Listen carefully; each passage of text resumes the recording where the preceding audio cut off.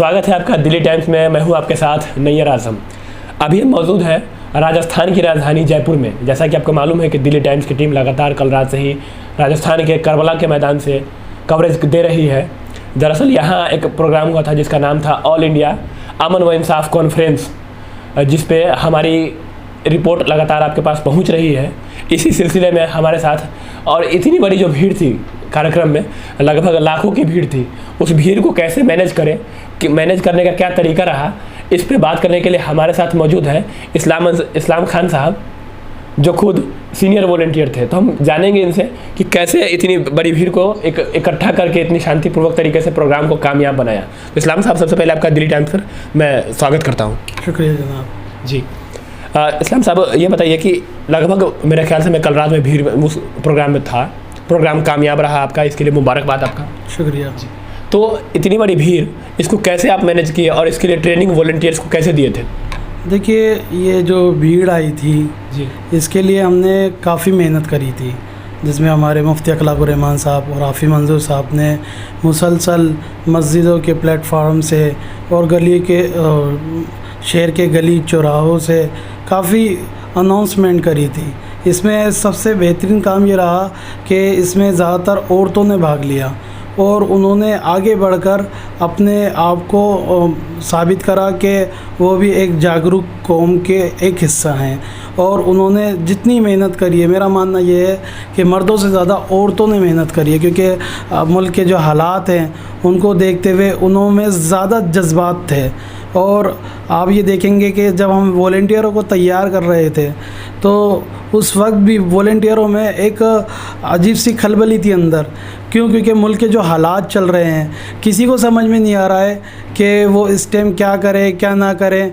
बस वो चाहते हैं कि उनको कोई राह बताए कि हम किस तरीके से हमारे मुल्क को संवार सकते हैं, इस पीस की तरफ ले जा सकते हैं और ख़ुद अमन और चैन से रह सकते हैं। इसी जद्दोजहद में लोग बाग थे।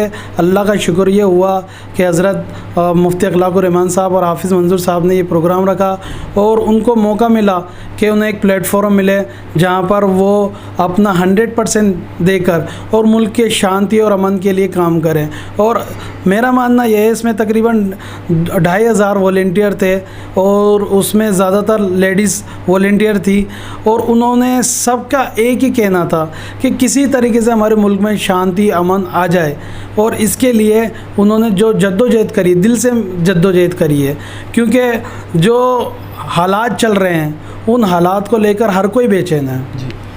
हम लोग बात कर रहे हैं प्रोग्राम को लेकर, वॉलंटियर्स को लेकर। आप बता रहे हैं कि 2500 लगभग वॉलंटियर्स हमने तैयार किए थे। तो इनको ट्रेनिंग देने में कितना वक्त लगा था और किस तरह से ट्रेनिंग दिए थे, थोड़ा संक्षेप में बता सकते हैं तो बताइए। देखिए, इसमें तकरीबन हमने 1 महीने से मेहनत कर रहे थे, बल्कि उससे पहले भी कर रहे थे, बट 1 महीना हमारा फोकस था, जिसमें हमने लेडीज़ों को अलग ट्रेनिंग दिए और जेंट्स वॉलंटियर्स को अलग ट्रेनिंग दिए। और इसमें हमारा जो ज़्यादातर फोकस था वो स्टूडेंट्स पे था, क्योंकि फ्यूचर में यही हमारा भविष्य है। तो इनको हमने मस्जिद लेवल पे, मोहल्ले के लेवलों पे और एरिया के लेवल पे ट्रेनिंग दी। अच्छा, आप बार बार कह रहे हैं कि महिलाएं, मतलब औरतें जो मोहतरमा, वो बढ़ चढ़ करके हिस्सा ली थी, वॉलंटियर्स भी वो ज़्यादा थी। लेकिन मैंने कल रात में देखा कि लोग भी कह रहे थे कि औरतों को बोलने का मौका नहीं दिया गया। तो इस पर क्या राय है आपकी? देखिए, इस पे मेरा बस यही कहना है कि नज़ाकत के हिसाब से तो मौका मिलना चाहिए था, मगर एक बहुत बड़ा प्रोग्राम था, बहुत ज़्यादा टेंशन था, क्योंकि जो जुम्मे, आपको मालूम है जुम्मे में जो हालात हुए थे उसको लेके जो हमारे बड़े थे वो काफ़ी परेशान थे और उसी कश्मकश में शायद ये बात माइंड से स्लिप हो। तो ये जो प्रोग्राम कल रात में हुए, आपका कामयाब प्रोग्राम रहा। क्या इस तरह के प्रोग्राम राजस्थान के अलग अलग इलाकों में आप लोगों के द्वारा और आयोजित की जा सकती है? हम देख सकते हैं कि आगे चल के बेशक इसकी कोशिश की जा रही है हमारे बड़ों की तरफ से कि जिस तरीके से ये कामयाब हुआ है ये हमारे राज्य के अनेकों हिस्सों में भी हो, इसके लिए मुसलसल कोशिश की जा रही है और इसके लिए राब्ते भी किए जा रहे हैं। क्योंकि अगर हम जब तक किसी को ऑप्शन नहीं देंगे तो दिल में बेचैनी सी रहेगी कि हम क्या करें और क्या ना करें। अभी हम राजस्थान में हैं, जयपुर में उसकी राजधानी में है, और ये जो राजस्थान जिस जहाँ सरकार है, यहाँ कांग्रेस पार्टी की सरकार है, जबकि आमतौर पर कहा जाता है कि भाजपा शासित राज्यों में बहुत सारे फसाद होते हैं, लेकिन ये कांग्रेस का जहाँ यहाँ सरकार चल रही है, इसके बावजूद यहाँ पिछले दिनों करौली पे हिंसा देखने को मिली थी, करौली में। तो इस पर क्या राय है आपकी? देखिए, कांग्रेस राज होने के बावजूद भी यहाँ जो हिंसा हो रही है, इसके पीछे ज़्यादातर उन संगठनों का हाथ है जो कि कांग्रेस के लिए भी एक ख़तरा है, और वो कांग्रेस में भी है। मैं इस पर सिर्फ इतना ही बोलना चाहूँगा कि कांग्रेस को सोचना चाहिए, समझना चाहिए कि जिन लोगों को वो पाल रहे हैं वो ही उनको नुकसान पहुँचा रहे हैं, और अगर उनका इलाज नहीं किया गया तो उसका नतीजा उनको बाद में भी देखना पड़ेगा।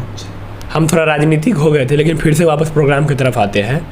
इस प्रोग्राम में मैंने देखा कि कौम के अलग अलग मसलक के मानने वाले लोग थे, मौलाना थे, चाहे शिया से हो, सुन्नी से हो, बरेलवी से हो, हर जगह के थे। यानी एक संदेश देना चाह रहे थे आप लोग कि सब मुत्तहिद है। तो इसमें मैंने देखा कि कोई राजनेता नहीं है, जबकि हमारे देश में बहुत पावरफुल होते हैं राजनेता के पास। जब वो राजनेता संसद पहुंचते हैं, लोकसभा पहुंचते हैं, विधानसभा पहुंचते हैं, तो वही कानून बनाते हैं हमारे लिए। और कानून जब अच्छा होता है तो समर्थन करते हैं, जब आवाम को बुरी लगती है कानून तो उसका विरोध करते हैं। तो क्यों ऐसा नहीं किया कि किसी राजनेता को, किसी इंटेलेक्चुअल को, मतलब जो कोई उन्हें आमंत्रित किया गया? देखिए, इस टाइम मुल्क के ये हालात हैं कि हम किसी भी पार्टी को इन्वॉल्व करते तो यहाँ पर ए टीम, बी टीम, सी टीम का प्रोग्राम चल रहा है। तो इसलिए, क्योंकि हमारे जिन पे हम ज़्यादा फेथ करते हैं वो राजनीतिक दल नहीं है, वो हमारे समाज के अलग अलग हिस्से हैं और हमारे बहन भाई हैं, और जो दीगर हमारे मुल्क में हमारे साथ रहते हैं। तो हमारा फोकस तो यही था कि हम इसे राजनीतिक ना बना के इसे एक सामाजिक प्रोग्राम बनाएं। सबसे आखिरी और अहम सवाल ये है कि इस प्रोग्राम का मकसद क्या था?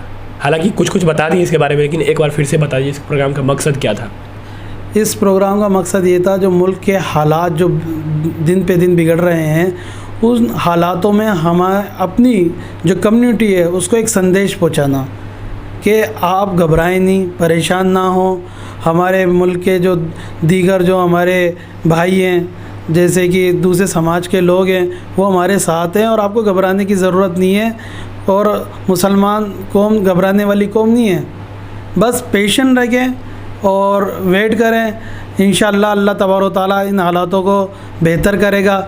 इसलिए मौलाना सज्जाद नोमानी साहब ने अपना एक अच्छी खासी स्पीच दी और उसमें उनको तलकीक करी कि वो सब्र करें और अल्लाह का जो दीन है उसको थामे रखें और अपनी यूनिटी बनाए रखें।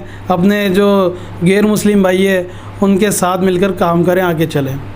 इस्लाम साहब, आप अपने कीमती समय में से कुछ समय हमें दिए और बात की, इसके लिए आपका बहुत शुक्रिया जनाब। तो ये थे हमारे साथ इस्लाम खान साहब, जो कल रात में आयोजित ऑल इंडिया अमन व इंसाफ कार्यक्रम के बारे में बताया कि उनका मकसद क्या था और कैसे वो वॉलंटियर्स को ट्रेनिंग देते, क्योंकि ये सीनियर वॉलंटियर थे। तो आज के लिए इतना ही, अभी के लिए इतना ही। बहुत बहुत शुक्रिया। आप देखते रहिए दिल्ली टाइम्स।